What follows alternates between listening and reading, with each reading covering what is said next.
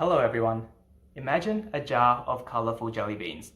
You go and eat them one by one, and slowly the level of jelly beans decline. You're doing a pretty good job eating them until you pop a purple jelly bean into your mouth. That darn purple jelly bean. For some reason, you hate the purple ones. In fact, you despise them. But you can't seem to pinpoint why. Perhaps the jelly bean manufacturers have added a kind of disgusting flavor to these purple jelly beans. Or maybe it's an absurd combination of familiar flavors, like for example dolloping ketchup into a glass of Pepsi. Whatever it is, it's just simply inedible. So you ignore them and continue eating the yummy jelly beans, leaving behind just a handful of the purple jellies. You then go and take a well-deserved nap, because after all, eating all those jellies was hard work. You wake up, a little disoriented, as you slowly begin to remember where you are and what day of the week it is. Next to you is that jar of jellies, but what was once just a handful of purple jellies has now erupted into an overflowing jar of purple horrors. Out of curiosity, you taste one. Ugh! Your immediate reflex spits it out in regret and disgust. You look around and intriguingly, you see puddles of these purple jellies all over the floorings of your house.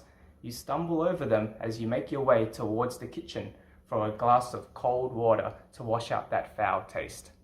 You turn on the tap of your kitchen sink, but to your shock, what comes out is an explosion of purple jellies, now flooding the sink and pattering onto the tile floors.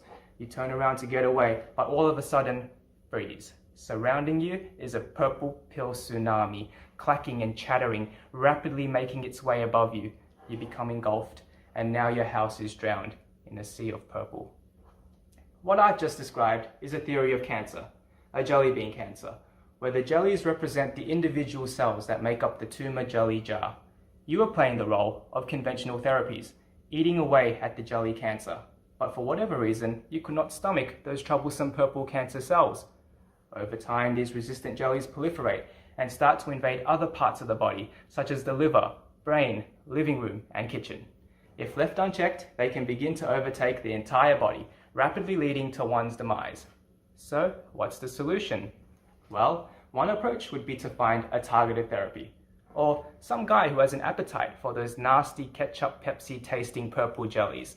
And an important thing to consider is the genetic makeup or flavor profile of these resistant jellies to find a drug whom these flavors appeal to, so that once we come across a new jar of jellies, we can first bring in the standard therapy to eat up the majority of the jellies, and then introduce a second line of therapy to finish up that last handful of purple jellies and lick the jar clean before those jellies have the chance to spread, thus completely eradicating the jelly bean cancer.